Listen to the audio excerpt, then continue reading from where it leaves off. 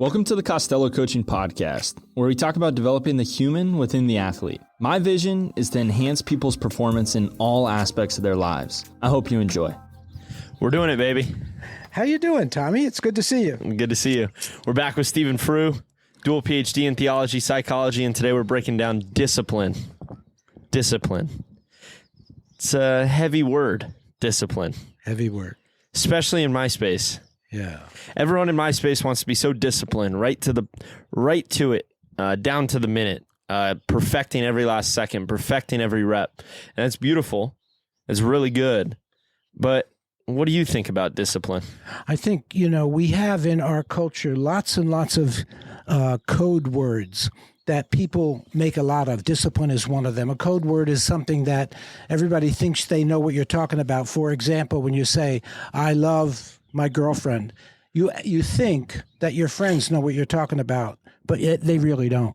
They know what they're talking about. But when you say I love someone, you're saying something out of your own uniqueness, out of your own history, out of your own complex family relationships. You're talking about your way you love. So I love my girlfriend means something to me, means something different to you. When you're saying that guy needs discipline, Tommy needs discipline, you say to me, what's that mean? I mean, he's successful, he's young, he's good looking, he does all this stuff with coaching. I mean, he's got it made, he's doing it, he's kicking. So I say, Tommy needs discipline. You say, what do you mean? You mean he needs to be spanked? You mean he needs to be locked in his room? You mean he needs to be shamed? What do you mean by discipline? So that's a good question, I think. So the good question is, if I said that, I'm not saying that, but if I said that about Tommy, it might mean that he gives people too much of himself and isn't disciplined enough to say, that's all I can do today, or that's all I can do in this hour, or that's all I can do with my family. It might mean limited. It might mean Tommy knows how to limit himself. We use the word discipline to cover that. If we say Stephen needs discipline, we might say he talks too much.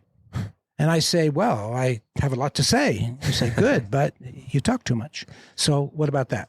I like that. I had a conversation with an athlete actually yesterday. This kid has already been through a lot. 16 years old, couple injuries, incredible athlete.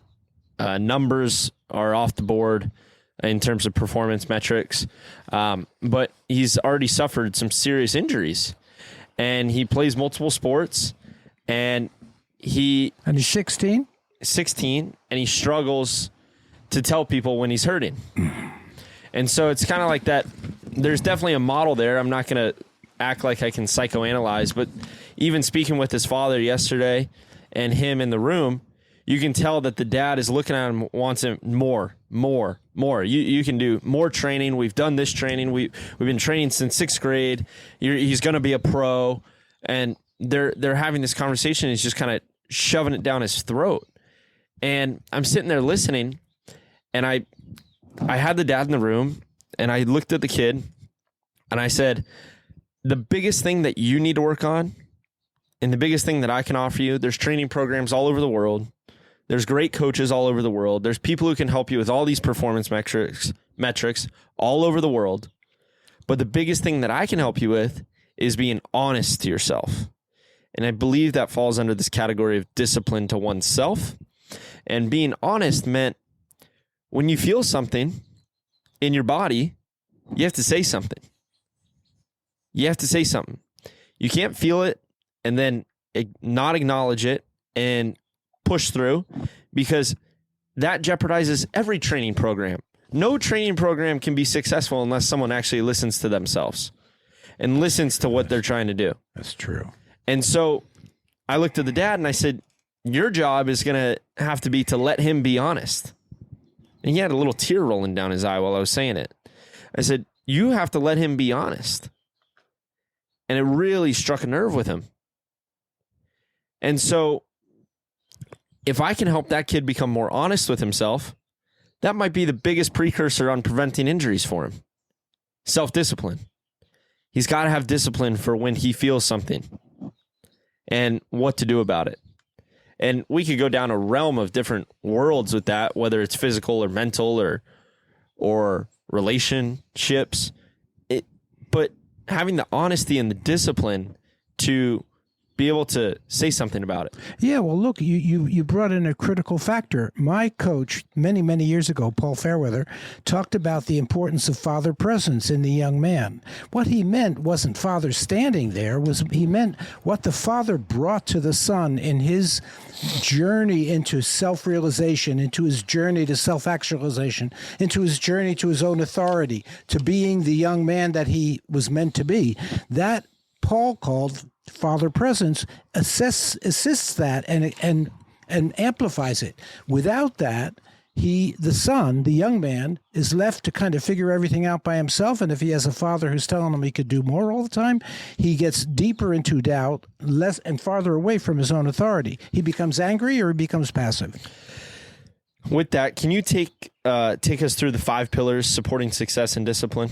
Well, these are old ones.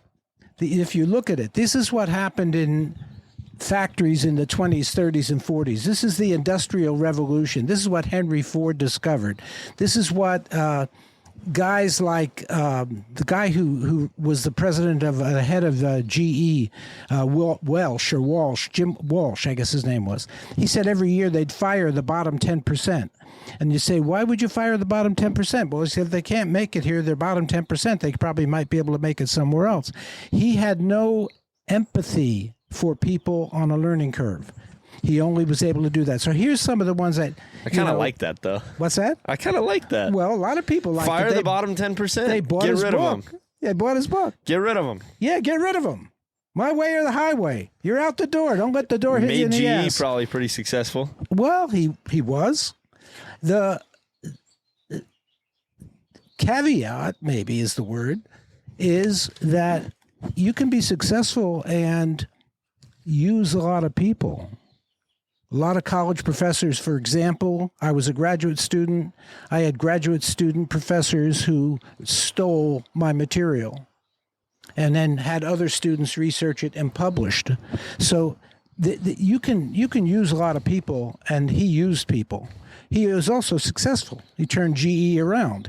So then you have to ask the question of ethics. You know, what is best for this company? What is best for this sports team? I suspect there are some very successful coaches who have really made a mess out of some of the young men they've coached. Yeah.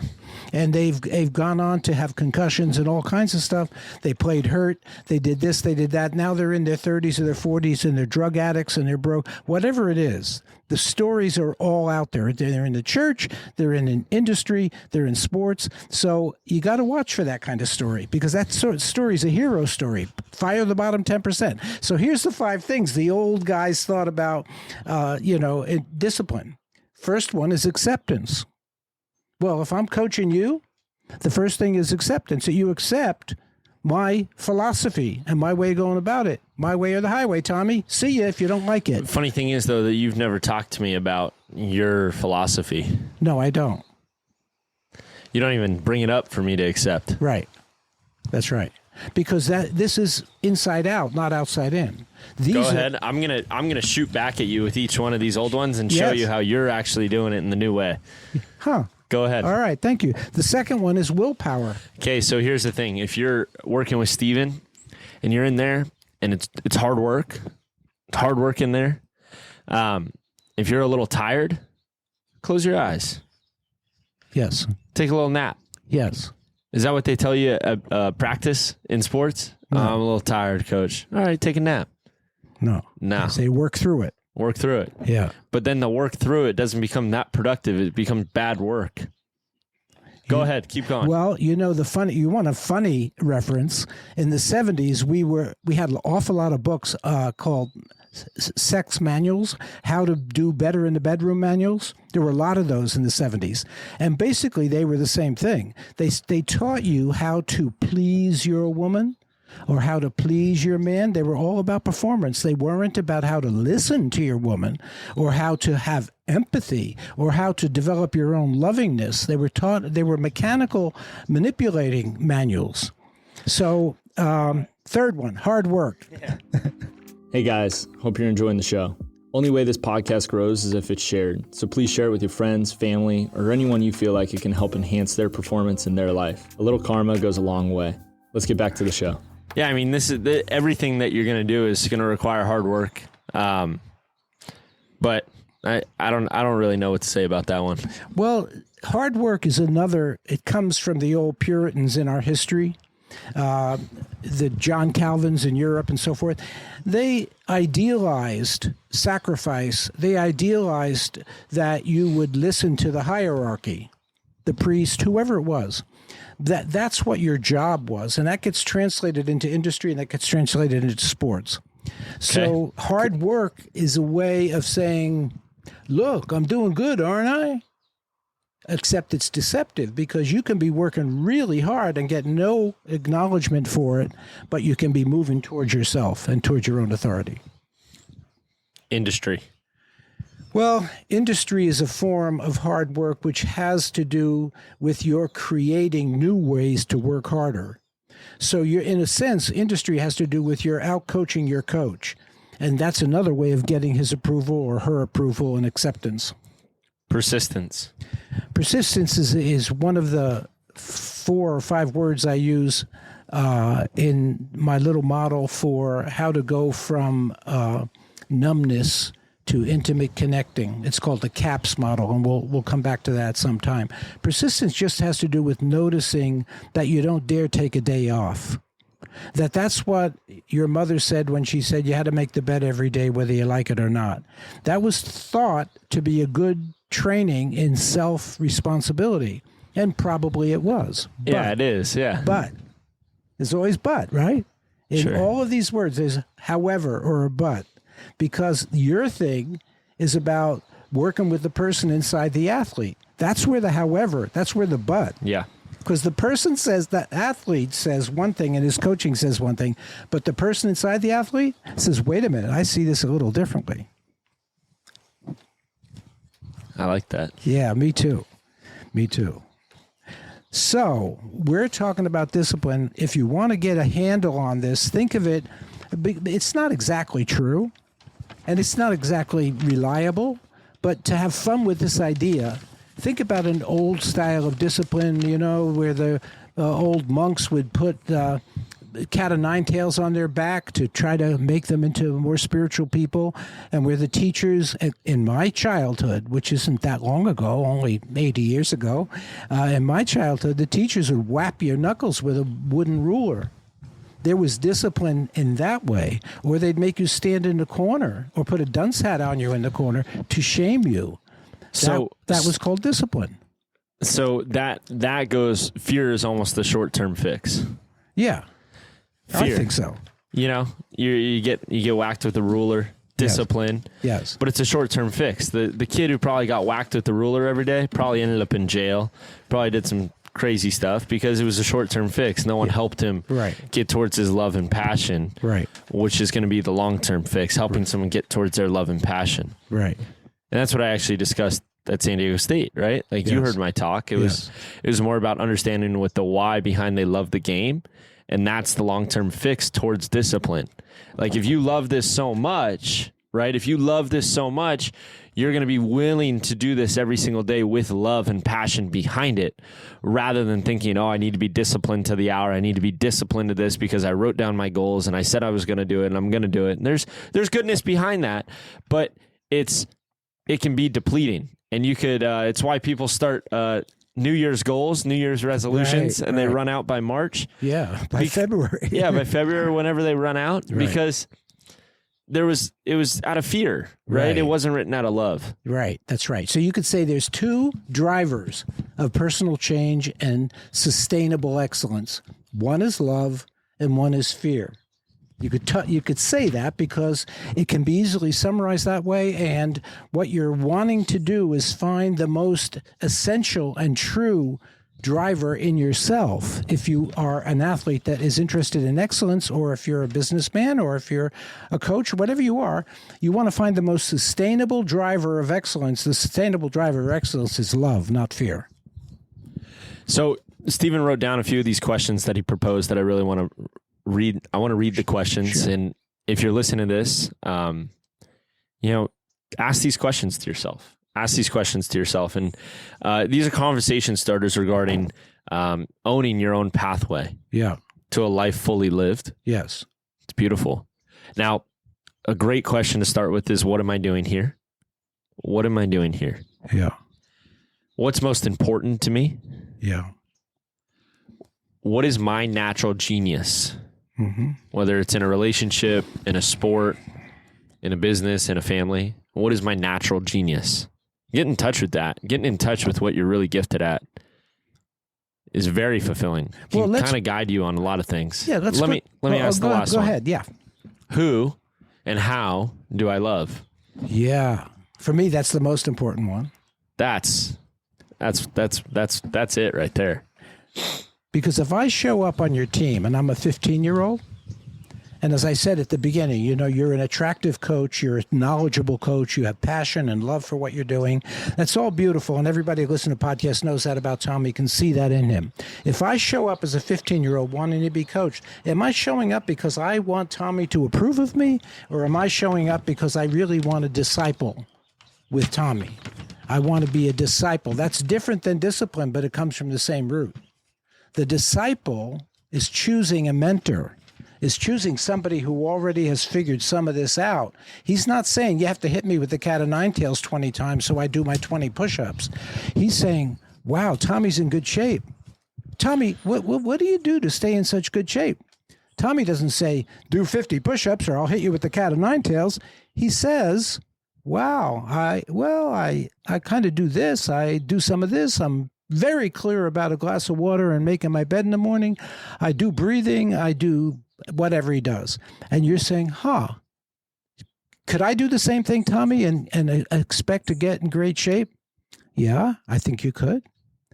Well, will you coach me? I'm not sure. Maybe I will, maybe I won't. Let's see. So it's by invitation is the critical word there, not by demand. Not because your father said you got to be coached by Tommy Costello or I'm going to whip you.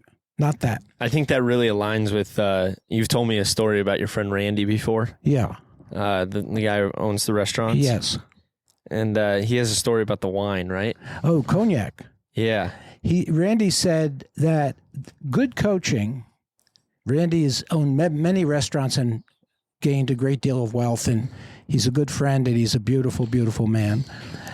He said to me one night, he says, for good coaching, like good psychotherapy, you give out little nuggets, and he said, you can almost miss them because they're so obvious and you get them so quick. He said, you know how cognac is made? We were living in Malibu at the time. He and I lived with him for 4 or 5 years. He said, see this living room, huge living room overlooking the beach. He said, you fill up this entire living room with wine, and then you start to distill it. And by time you get to the end of the process, you got a bottle of cognac, which may cost you $3,000 or $4,000 or $5,000. It is that precious. He said, this kind of work and your interest in poetry is like cognac. You take and you distill a lot of wisdom down, which isn't really that new to most people. But by the time you get it distilled and put it in a phrase, it becomes very, very powerful. That's Randy's gift to this. I love that. Yeah, me too. Well, that's plenty on discipline. Yeah, well, if you say most discipline talks are repetitious, and you get somebody who has a lot of charisma up there saying, and I do 20 push-ups before dawn, and I do this, and I do that, and I do this, and look at what you get. That works. Maybe people get in better shape. But we're looking at a new age, if you want to say it that way.